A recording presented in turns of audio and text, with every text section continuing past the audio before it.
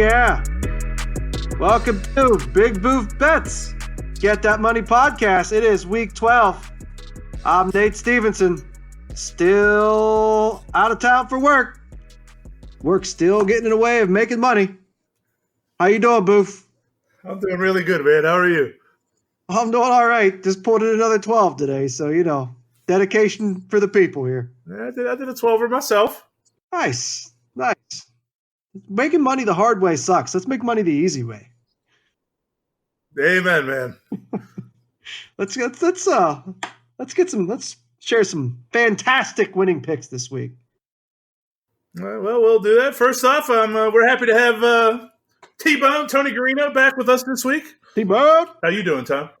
I'm doing well. Seemed like a decent weekend. Could have been a great weekend. Just turned out to be a decent weekend, but yeah, definitely looking to get back out there and see what we can do looking ahead here. Yeah, just a quick little recap of last week here. The podcast locks went 4-1. We had a good week. We had the Steelers +3 on Thursday. They did not cover. And then the rest of our games did cover. We had the Jets +2, the Cardinals +10.5, narrowly escaping. We had the Saints and Bucks over 50, and the Raiders -6.5 at halftime. So that gave us a nice 4-1 record on the week, bringing us to 21-16-2 on the season for a nice cozy 56.8%. Getting a lot closer to that magic number of 60 that we're trying to be. Furthermore, I personally, on my bonus top 5, went 6-1 with my extra 2 correct picks of the Bears and Rams going under 40 and the Patriots -3.5 against the Eagles. Very nice job. So all in all, pretty good week last week. Now I have to share, it could have been a monster week for me if Fox Bet offers a full-time and halftime lines. So I had a little parlay in there, and the Minnesota Vikings, and God help them, I had them full-time, halftime. Of course, they were horrible in the first half. They were down 20 points. Somehow managed to come back and win the game. And I'm sitting here thinking to myself, you guys are all happy about making this great comeback. Where did you go? Okay, you need to not be happy. You got to understand that there are people like me out there that need you to show up in the first half, cover the first half line for me, then also cover the full-time line for me, and win me lots of units. Come on, people. Then I went and did it again with the Patriots, and they did the same thing. Julian Edelman's over there. He drops a ball in the end zone, easy catch. They're going to cover in the first half for me and cover in the second half, but instead he drops it. Then he goes and throws a touchdown in the second half. Probably thought he had this outstanding game. No, you had a horrible game, Julian Edelman. You screwed me over. Again, many, many units. I really could have had a monster week. And instead of sitting here like pretty much breaking even on a week that my personal picks went 6-1. Ah! You did have a fantastic week, Boof, but I am really with you. The picks I shared with the people did great, so hopefully everybody else made some money.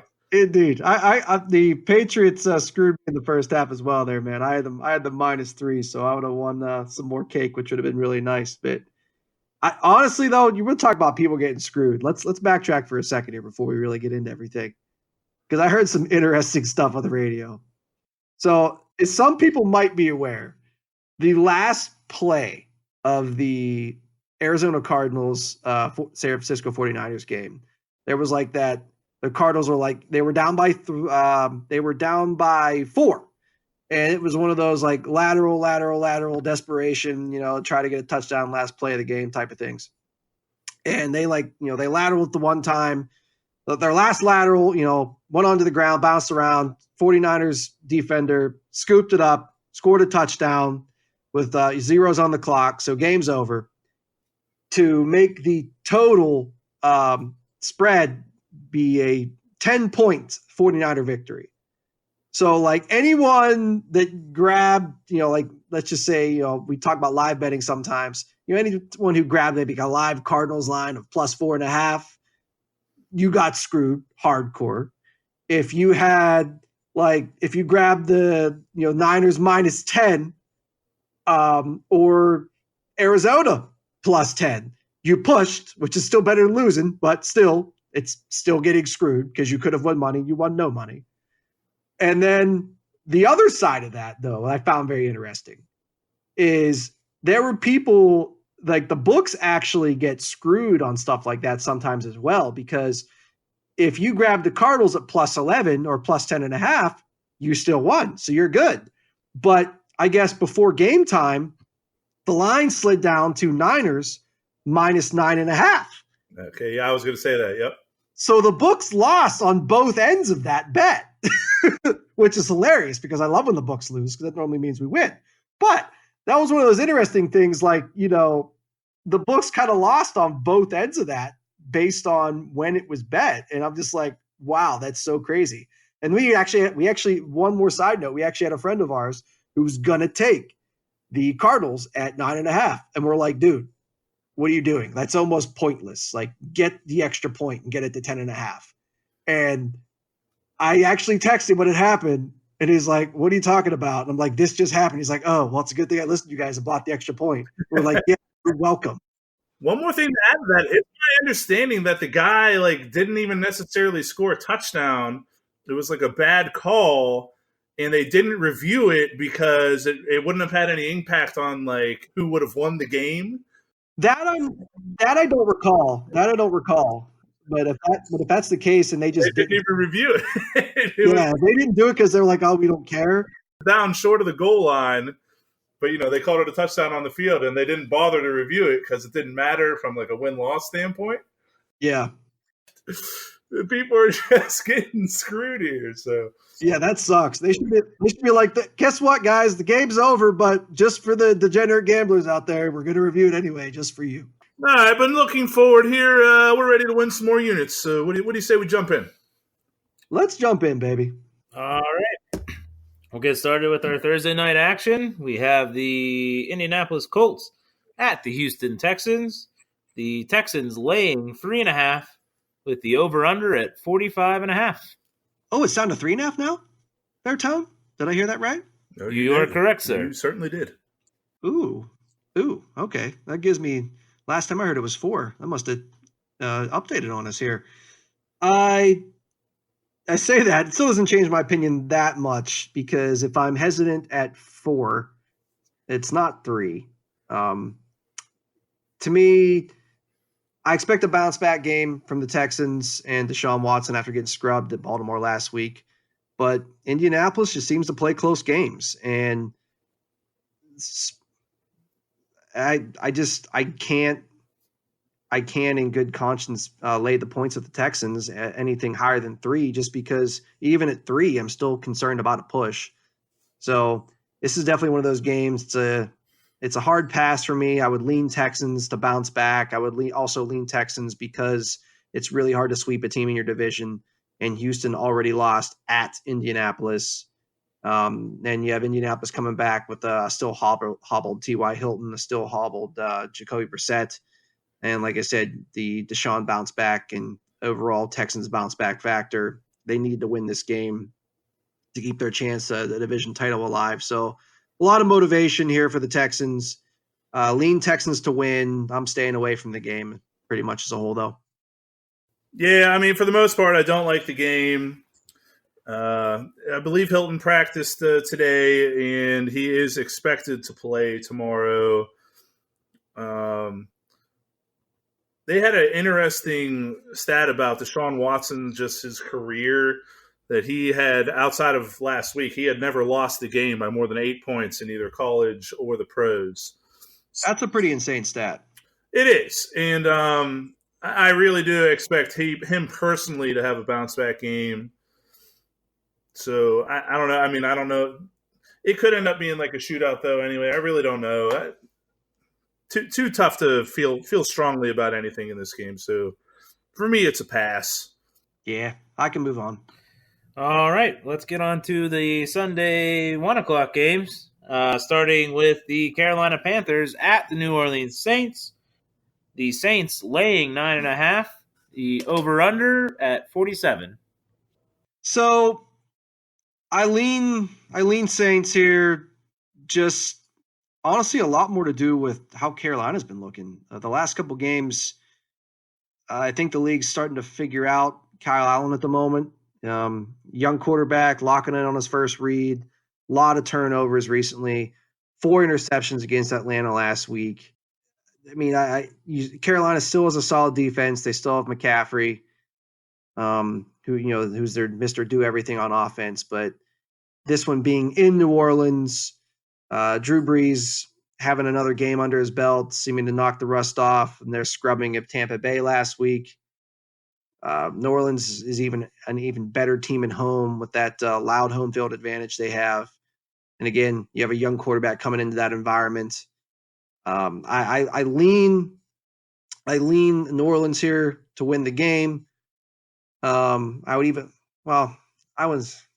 like New Orleans to win the game. I lean laying the points with New Orleans, but it's just too much. It's just too many to lay in a division game for me against a team that actually does have a good defense. So, if it ends up being a defensive struggle, you still the 9.5 is too much. So I'm passing on this one.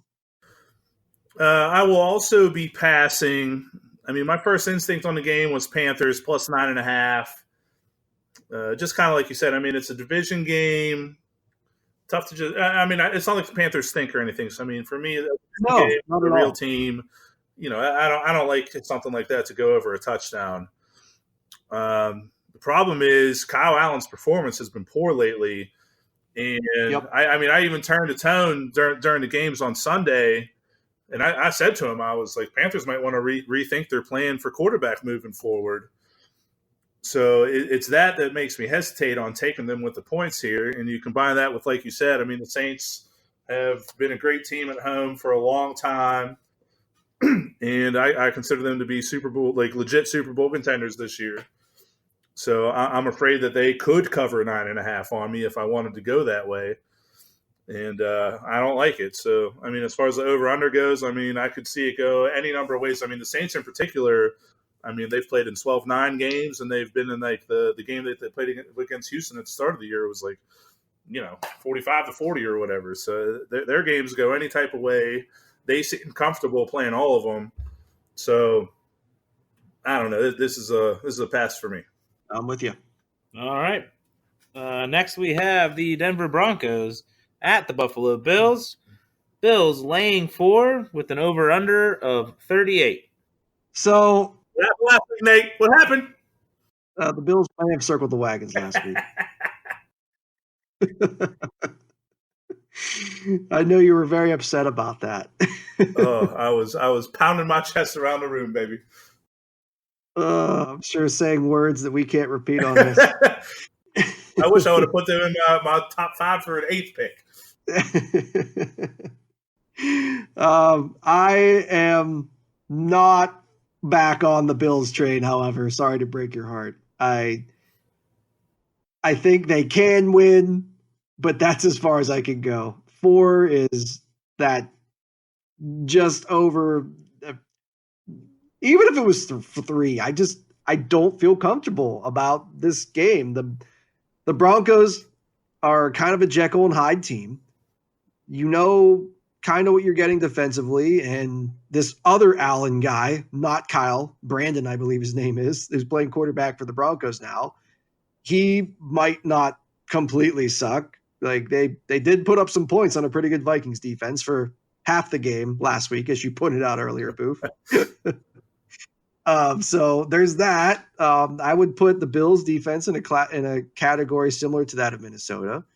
So, this is one of those things where could the Bills win? Yes. Should the Bills win? Yes. So are they going to win by 4? Possibly not. Are they going to win? Possibly not. Even 37, the total. Like what was it? 23-21, 24-21. What it was. Whatever it was in the total was in the 40s when Denver played Minnesota last week. The total was low on the Buffalo-Miami game last week. That hit over. So like 37, 38 points. I don't like that either. If you put a gun to my head, I'd lean over. So there's really nothing about this game I really like either. So staying away. I disagree with Nate. I do like the Bills -4. They did cover last week. I don't. I mean, I still think Denver stinks. I know they showed up for a half last week, but once they were spotted 20 points, I mean, they probably got 2 first downs in the whole second half, and then they couldn't stop Minnesota, who didn't even have Adam Thielen in the game, and they still end up losing the game. So 4. It's more than a field goal. So in that sense, you're past one checkpoint, if you will. But it's not like it's a 2-score game, and we're talking about covering a touchdown here. Bills are at home. I do think they're capable of doing that, and I'm ready to circle the wagons for another week here, and we can document it one more time, Nate. I like the Bills -4, not top 5, but I do like them. All right. Well, now we'll move on. We got the Detroit Lions at the Washington Redskins. The Lions laying 3.5. With the over-under of 42.5. Is Dwayne Haskins still the quarterback of the Washington Redskins? It is my understanding that, yes, he is. So that means you can take the Lions to the bank, baby. He's a scrub. They suck. Lions. Plus. If it was plus, I'd be like, Even better. Yeah. Lay the 3.5 points with the Lions. I think you can feel pretty good about that with Driscoll and company.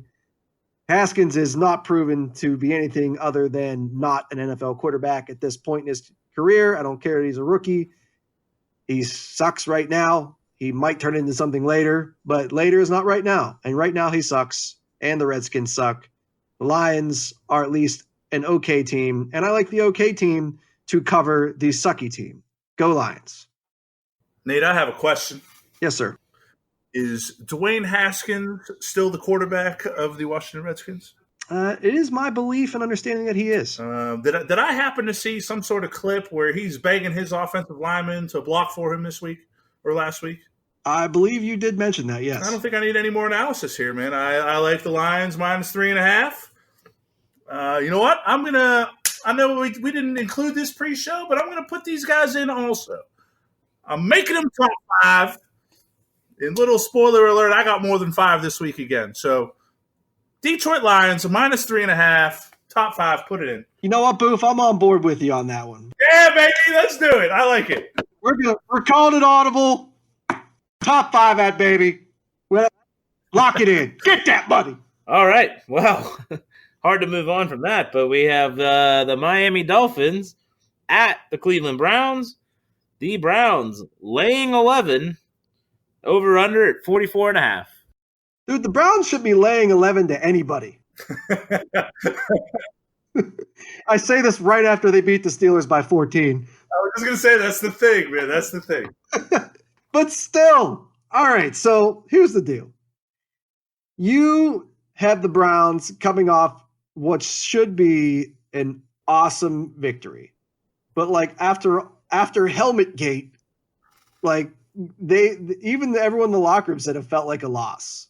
So you have the emotional, I don't know what you want to call it, catastrophe, recuperation, whatever, bounce back from that.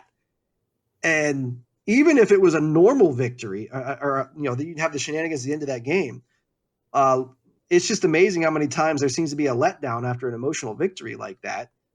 You take that into account and the fact that now they're missing half of their defensive line from because of the suspensions from that. And like I said, the emotional letdown that seems to come with that from a team that is shown to not be able to control its emotions anyway.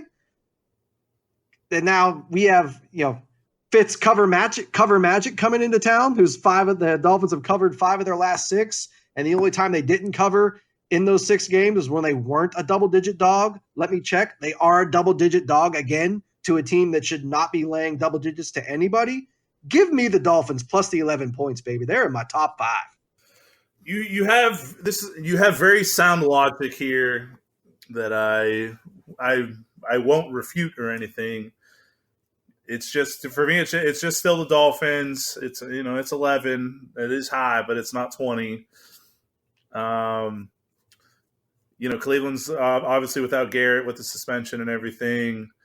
But I do think this is a defense that Cleveland can move the ball on pretty consistently.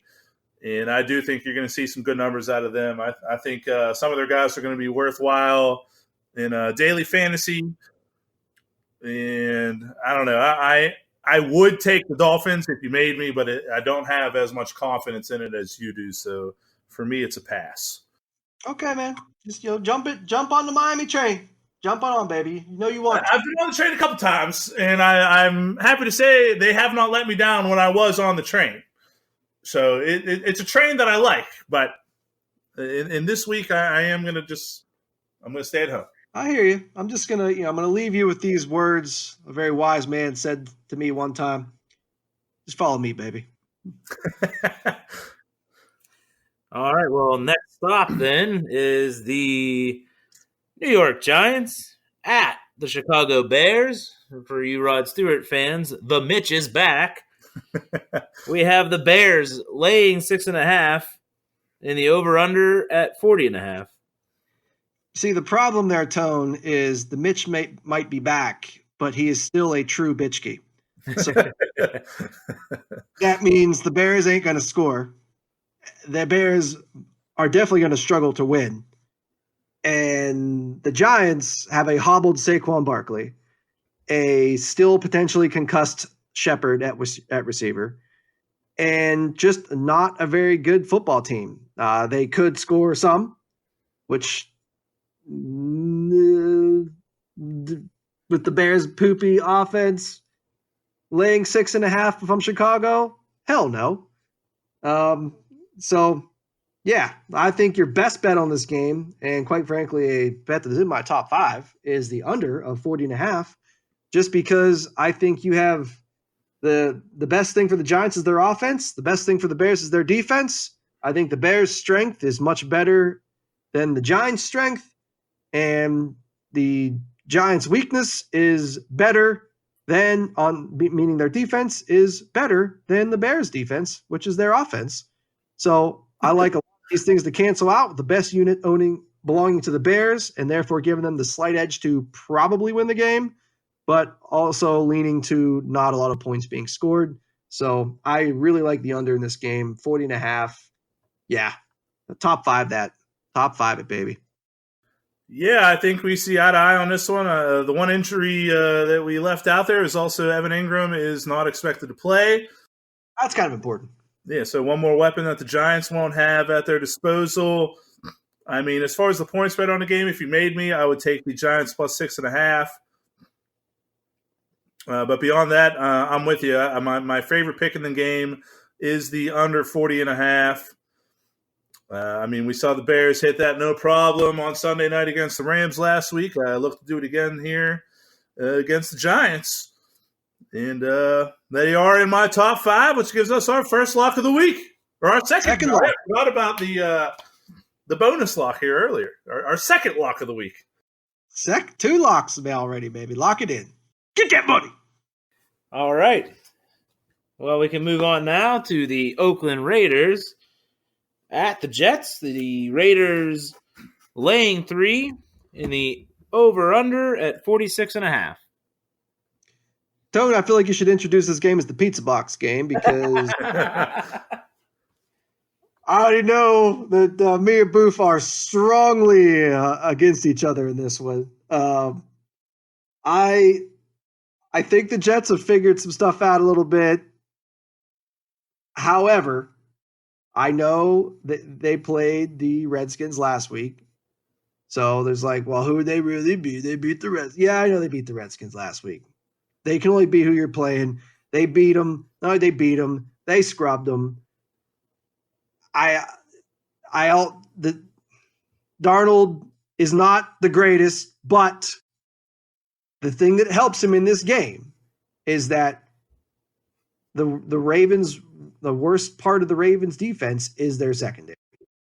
I'm sorry, I say Raiders, not Ravens. Tongue twister here. Like I said, I worked 12 hours today, baby. I feel you, bro. We got the worst part of the Raiders defense is their secondary, which definitely makes it a little easier on Darnold.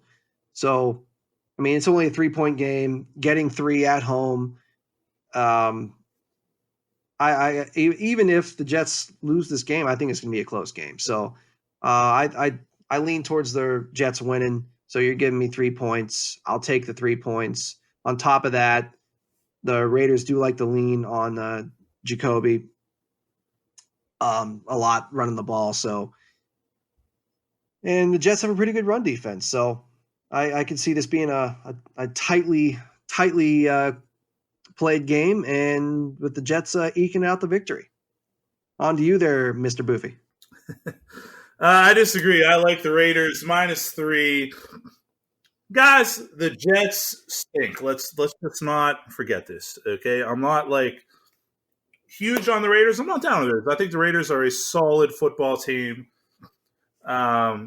If I'm them, though, I can definitely start to realistically think about winning the division out there, because I haven't been thoroughly impressed with Kansas City at all. So the Raiders absolutely have a lot to play for right now. The Jets stink. The Raiders have won 3 in a row. I will acknowledge that the Jets have won 2 in a row. But again, we're talking about an injured Giants team and the Redskins. I mean, we're talking about crap. Beyond that, the Jets lost by at least 3, 6 out of the last 7 before that. So I'm taking the Raiders -3. They are in my top 5. And I'm looking forward to gloating next week on the podcast about that pick. Oh, yes, I'm sure you are. All right. Let's get on to the Pittsburgh Steelers at the Cincinnati Bengals. Steelers laying 6.5 with the over-under at 39.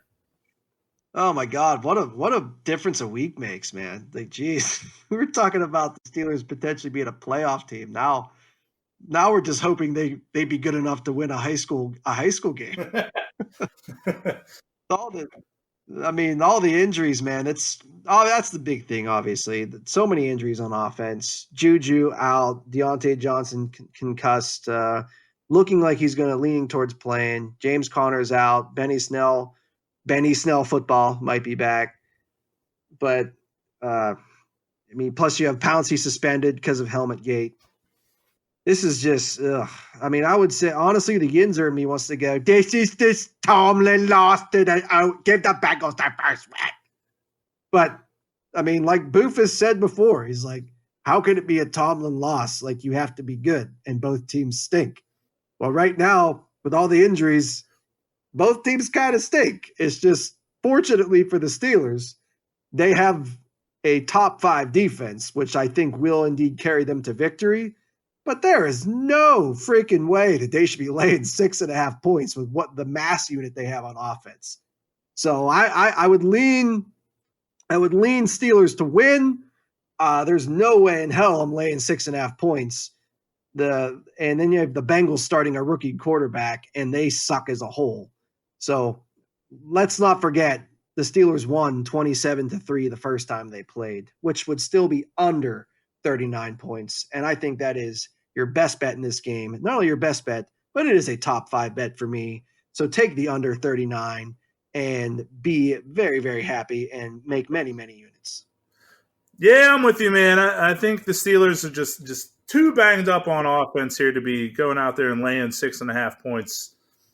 I don't think anybody's high on the Bengals or anything like that. So it's possible. I'm definitely not telling you to take the Bengals plus 6.5 or anything, but I think the best pick is the under. They held them to 3 points the first time. I expect the Steelers to score less. I don't know. I don't have much more to add. You kind of made all the points, and I agree with them. And they are in my top 5, which gives us yet another lock for the week.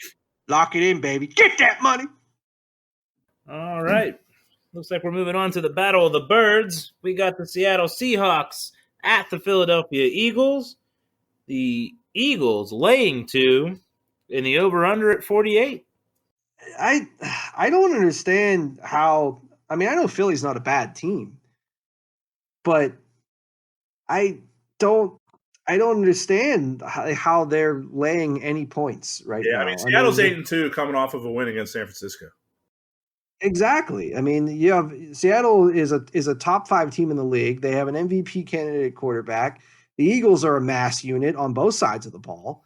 They just lost what arguably might have been the Super Bowl for their season last week against the Patriots, because I mean they have to try to keep up with the Cowboys if they want to make the playoffs. Cowboys won, they didn't.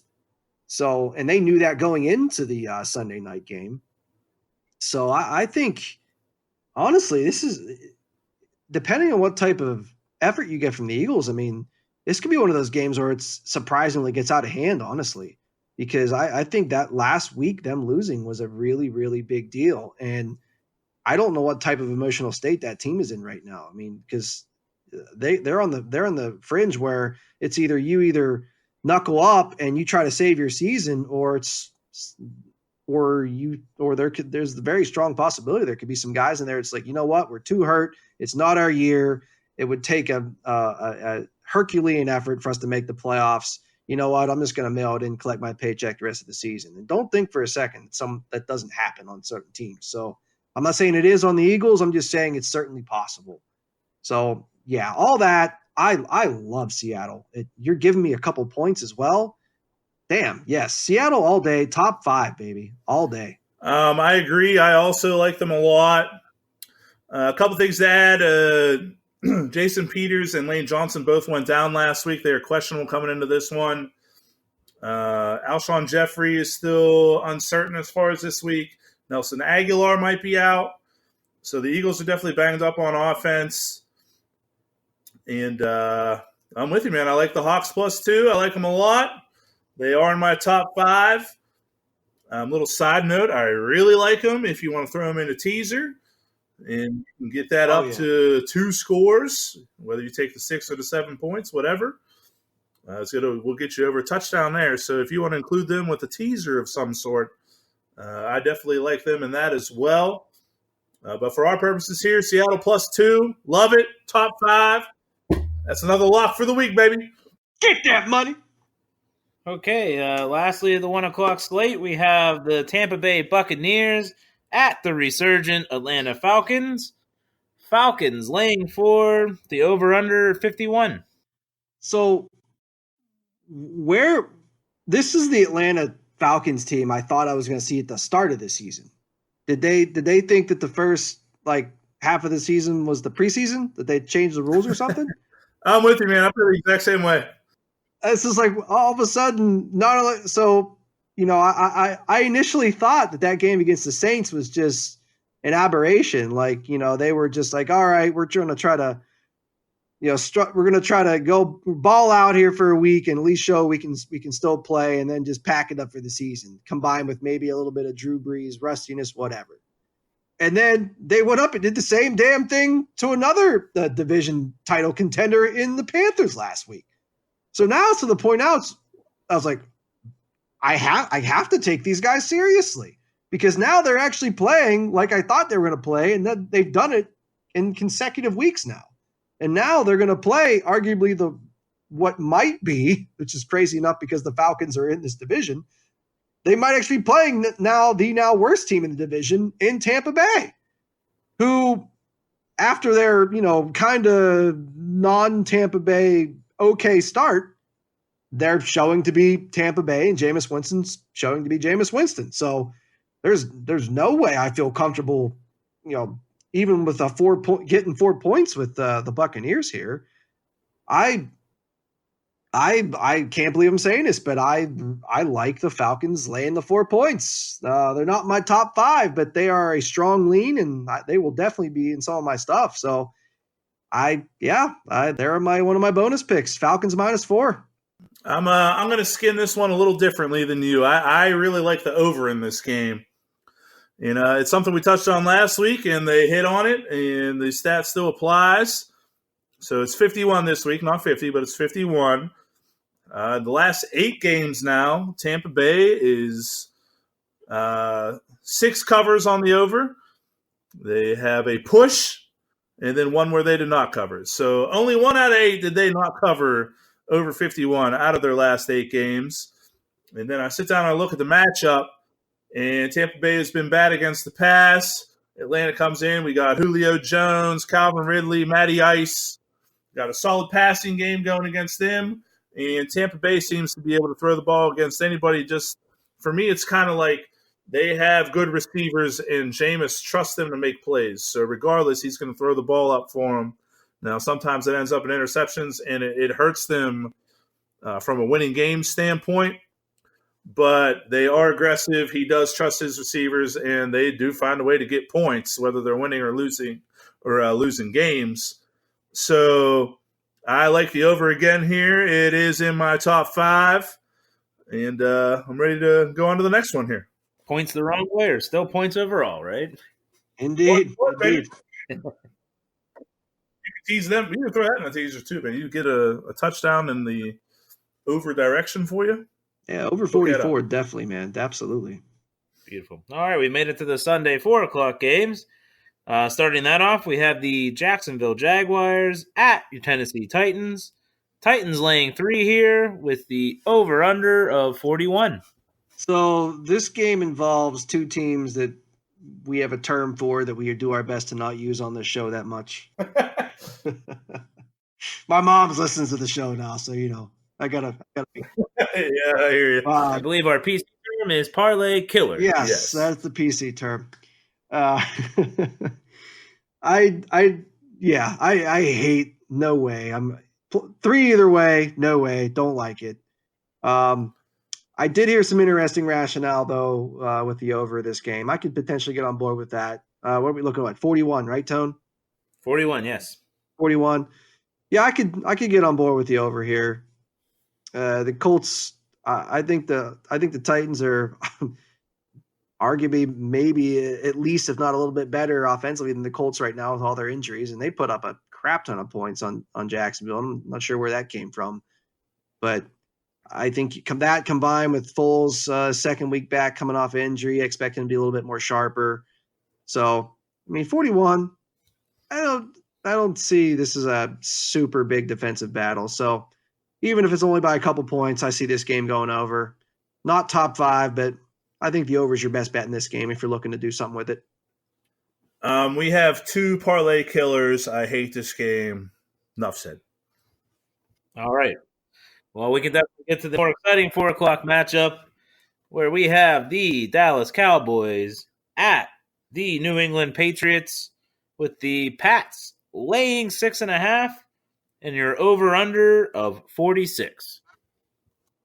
So I wanted – my knee-jerk reaction was to go Cowboys plus 6.5.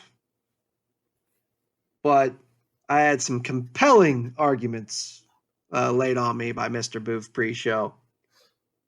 Least of not which, let's always start off with, if you're blindly betting against the Patriots, you only cash 40% of your tickets. So starting with that is a rule of thumb. Anytime I want to bet against the Patriots, that's the first thing we look at. It's like, do I love it that much to go literally I'm going to lose 3 out of 5 times? No, I don't love it that much. So, and then Boof, laid some stats on me. I'm sure he'll fill you guys in, but it just as a whole, it's the Patriots at home, and the Patriots at home get it done in every way you can think of. They might not be scoring quite as much this year because of how Brady getting a little older, and they may not be giving up as much because their defense is better.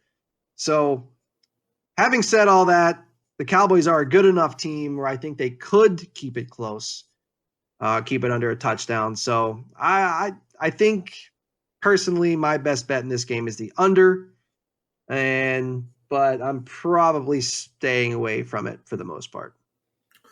I feel a little more strongly than you do. I love the Patriots at minus 6.5. As far as regular season home games are concerned, they have covered a touchdown 9 times in a row, looking to make it 10 this week. If you want to include last year's playoffs, it would be 10 out of 11. All the negative stuff you hear about New England, like, boy, they're not scoring as much. well, they're third in the NFL in points. Their defense can't stop the run and all this. Well, their defense is number one as far as points allowed. They looked like crap against Philly last week. They won by 7 points, which would be a cover on the road. So we're getting pretty picky with where we decide to say New England stinks. And here they are with one loss coming back home against Dallas, who has not been good against good teams. And I expect New England to cover here. So I love them at -6.5. They are in my top 5. And I'm ready for the next one. For the record, the terms New England and stinks in the same sentence have not come out of my mouth. I may be exaggerating. That is a fair point. I will clear that for the people. The terms I hate in New England have definitely come out of my mouth. But stinks, definitely not. A little bonus cash option for the people, of course. A great bet always when you're looking at some of these Patriots lines, especially if you like the under, which we do like the under with the Patriots almost all the time. I think they're covering at around a 65% to 70% rate on the under. Is to bet the money line and under is offered on many of your betting sites. Tony, you've done that a lot this year, haven't you? I have bet that 7 times, cashed 6 out of 7. So if you're looking to cash 85%, stick with the money line and under. I think it looks really good for this game. I think you've got about a plus 180 odds on various sites. So just a little bonus cash opportunity. Yeah, it's one of those things that, like, when you sit down and think about it logically, that, I mean, New England's probably going to win, so money line is already, like, more than halfway in your pocket.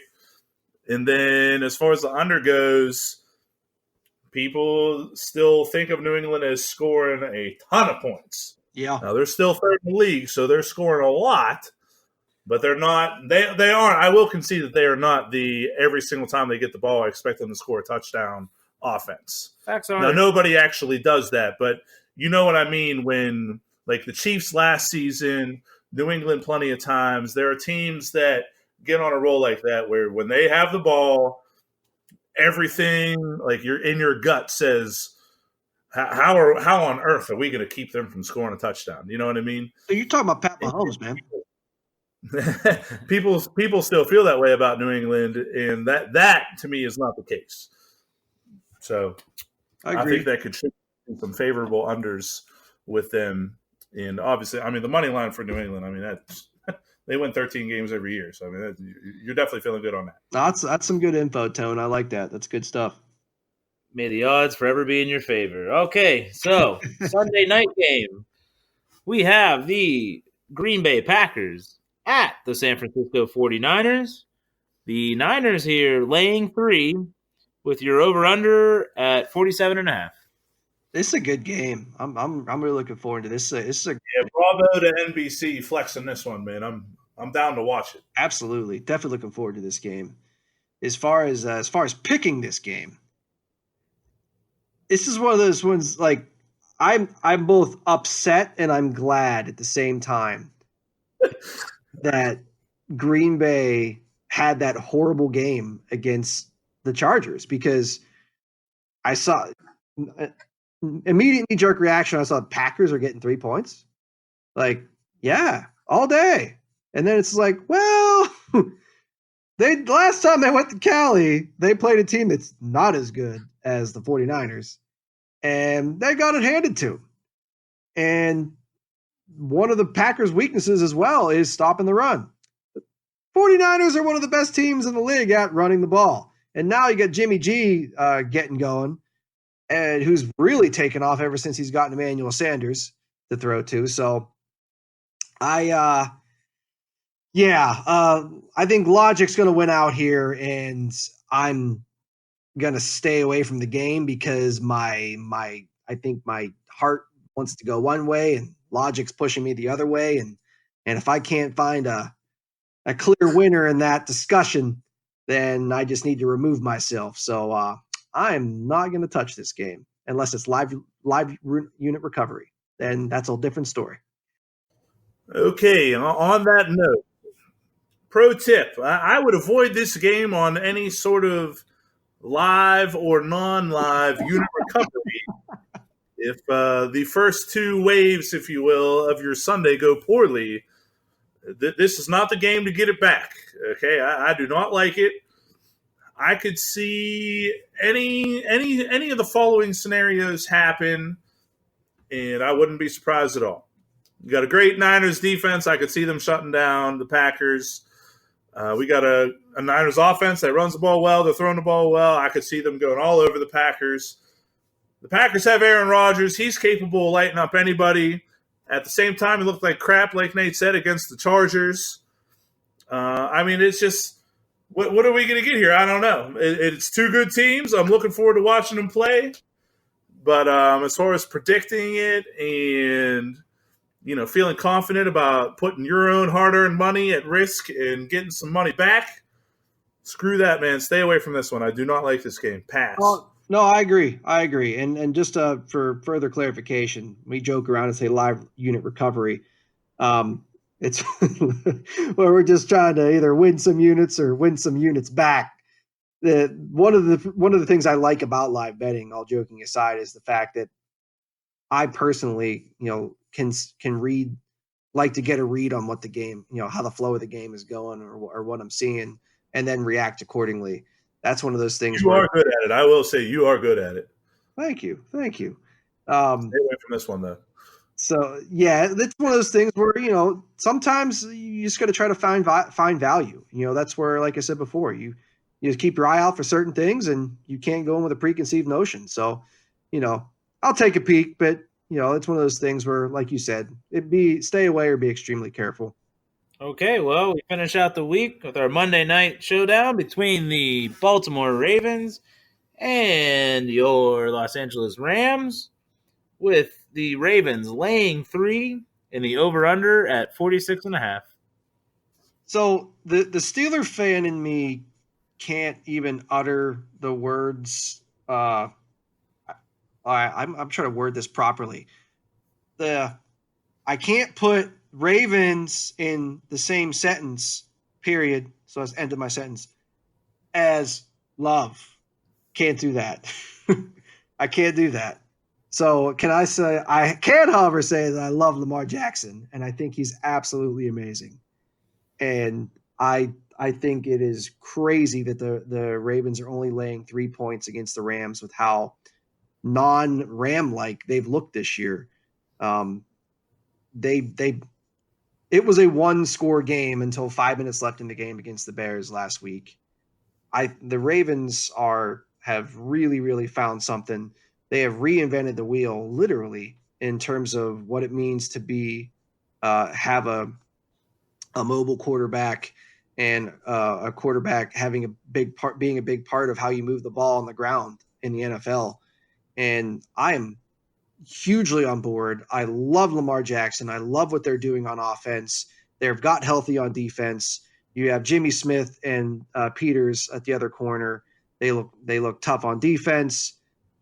I don't see I love the Ravens. I just did. I broke my own rule, but I love the Ravens to win this game, and I love them to win by more than 3. So you're only laying 3 all day, top 5 all day.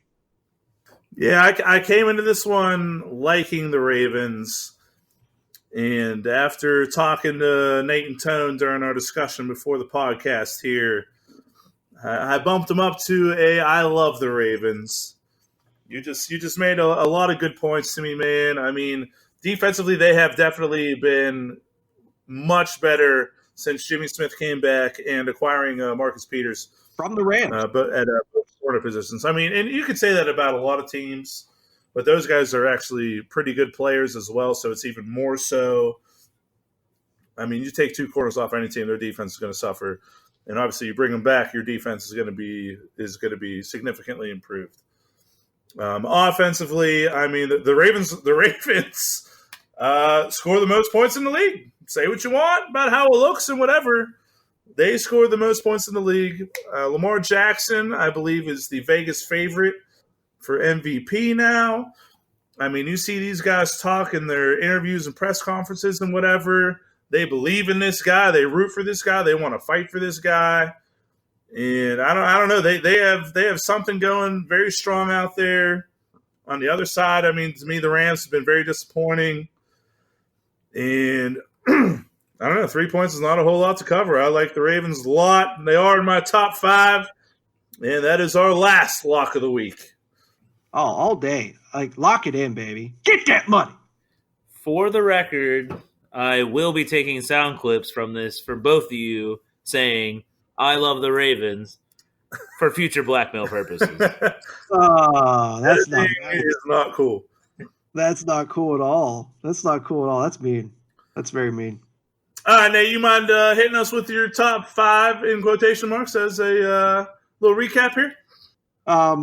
My top 5, all right, now that we are awake here, is the under 40.5 points, Bears-Giants, under 39, Cincy and Pittsburgh, Seattle +2, Ravens -3, and the addition at the beginning of our podcast of Lions -3.5.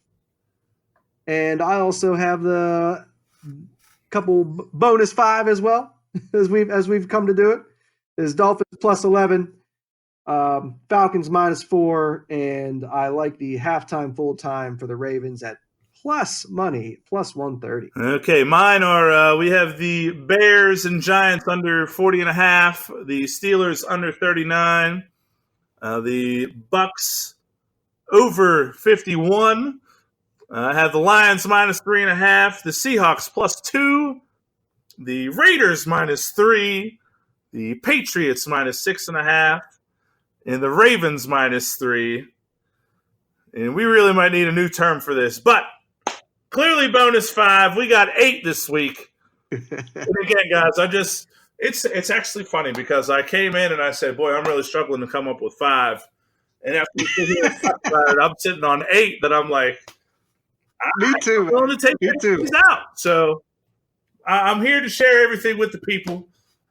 And I got 8 picks that I love this week. That means our locks are the Bears and Giants under 40.5, the Steelers and Bengals under 39, the Seahawks +2, Ravens -3, and the bonus lock, Lions -3.5.